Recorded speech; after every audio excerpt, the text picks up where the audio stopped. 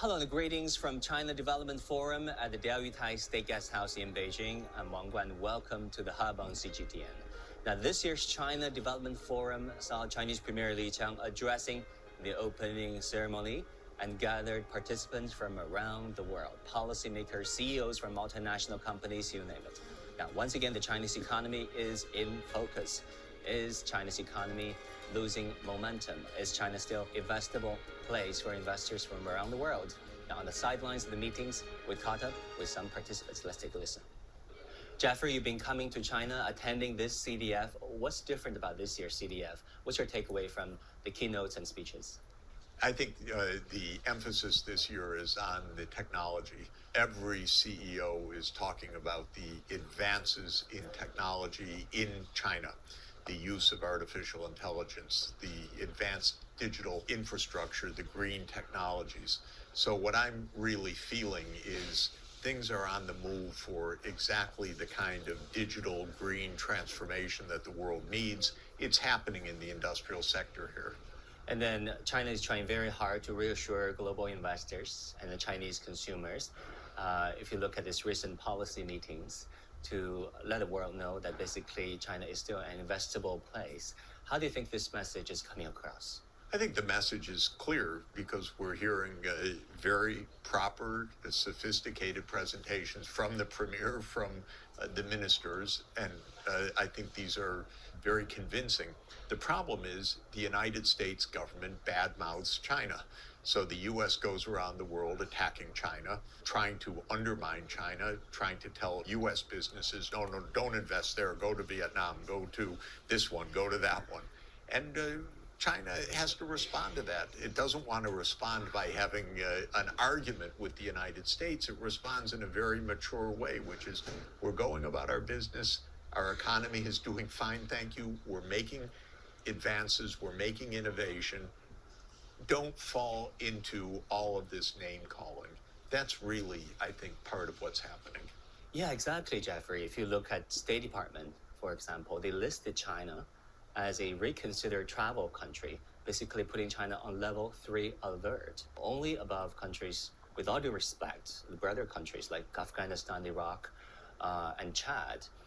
If you're an American citizen looking at this, if you're an American student looking at this, State Department travel warning, I assume that you will be reluctant to go. Unfortunately, the State Department became an arm of propaganda rather than a conveyor of factual information. Traveling to China is about the safest place in the whole world, and also one of the most fascinating places to come in the whole world. The idea that there are travel warnings against that from the U.S. is part of this kind of propaganda that makes no sense at all.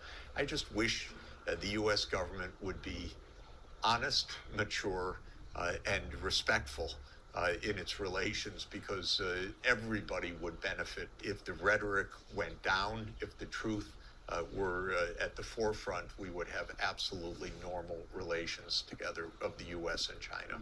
First, Sachs, I want to get your sense of the Chinese economy and where it is right now. We talked to the IMF Director General, Managing Director, Madame Georgieva, and she thinks the temporary slowdown of the Chinese economy is a transition that most emerging economy countries will have to go through, from high rates to high quality. From a long historical point of view, where do you think the Chinese economy is right now and where it is heading? China continues to be a fast-growing economy. It has a high saving rate. It has excellent education. It has a high rate of innovation. The problems right now are U.S.-imposed problems.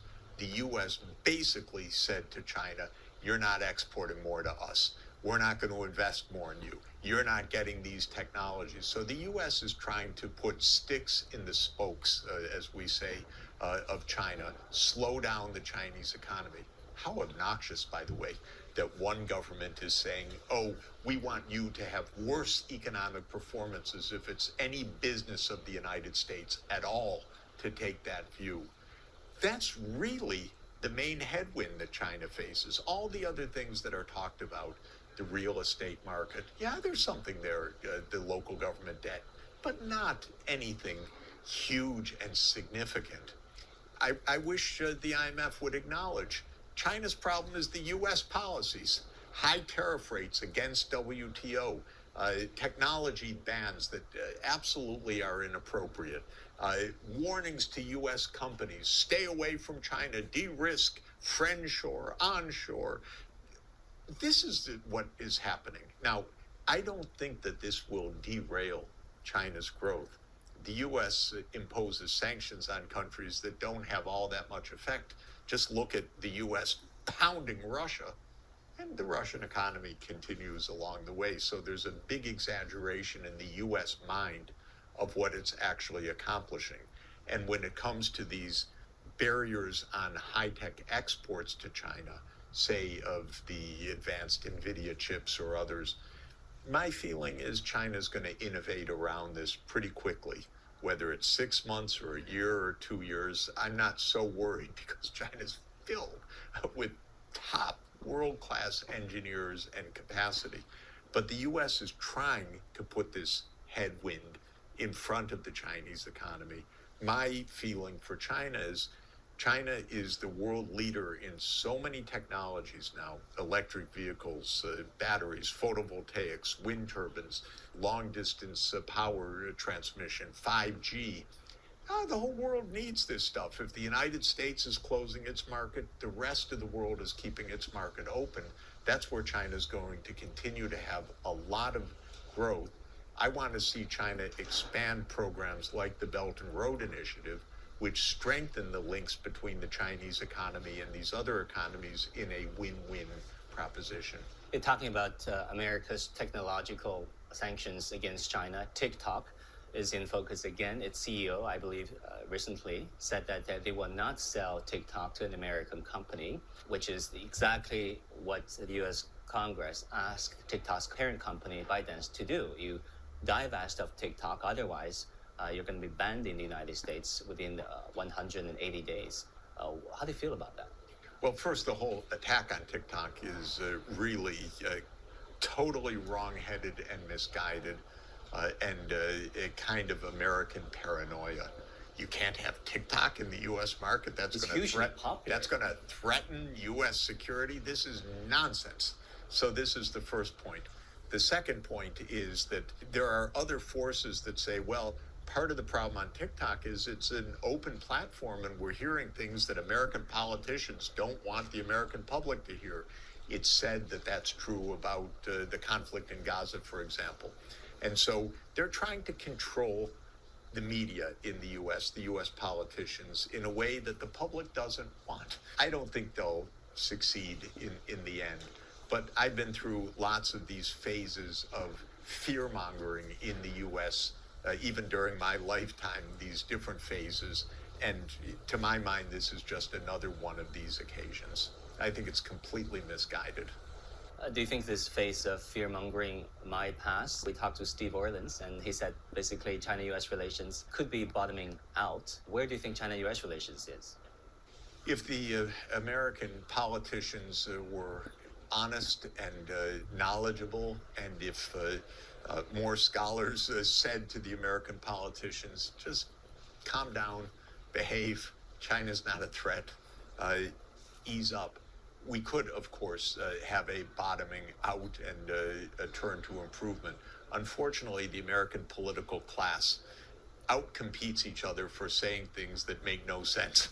And especially in an election year, things are likely to be very even ugly rhetoric, like the TikTok, because each party is outcompeting. Oh, I'm more against China than you are. No, I'm more against China.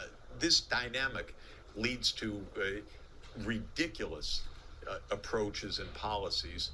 And unfortunately, both of the leading candidates right now, both Trump and Biden, have an anti-China record. So I'm just feeling not very happy about our political situation in the U.S. And finally, on the Chinese economy, what will be your advice on China's transition, into a digitally empowered, green industry empowered economy? What will be the challenges, and how should policymakers take note of these challenges? Well, my main advice is really go for it. The world needs a zero carbon energy system of the future.